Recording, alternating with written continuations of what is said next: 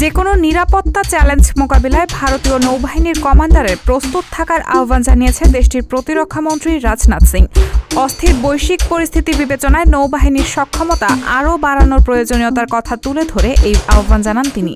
ভারতের সংবাদ মাধ্যম ইকোনমিক টাইমসের এক প্রতিবেদনে বলা হয়, বৃহস্পতিবার নিজ দেশের নৌবাহিনীর কমান্ডারদের এক সম্মেলনে যোগ দেন প্রতিরক্ষামন্ত্রী।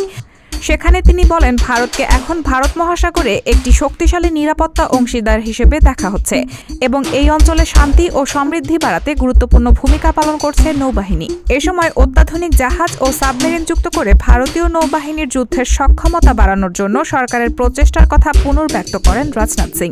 সেই সঙ্গে তিনি জানান, ভারতীয় শিপইয়ার্ডে বর্তমানে 64টি জাহাজ ও সাবমেরিন নির্মাণাধীন এবং 24টি অতিরিক্ত প্ল্যাটফর্মের অর্ডার দেওয়া হয়েছে। দেশটির প্রতিরক্ষা মন্ত্রণালয়ের বরাতে ইকোনমিক টাইমস বলছে, ইন্দো প্যাসিফিক অঞ্চলে ভারতীয় নৌবাহিনীর ক্রমবর্ধমান শক্তিতে আত্মতুষ্টির কিছু নেই উল্লেখ করে নিয়মিত নিজেদের সক্ষমতা যাচাইয়ের জন্য কমান্ডারদের প্রতি আহ্বান জানিয়েছেন রাজনাথ সিং। রেহানা মুন, সবার কথা।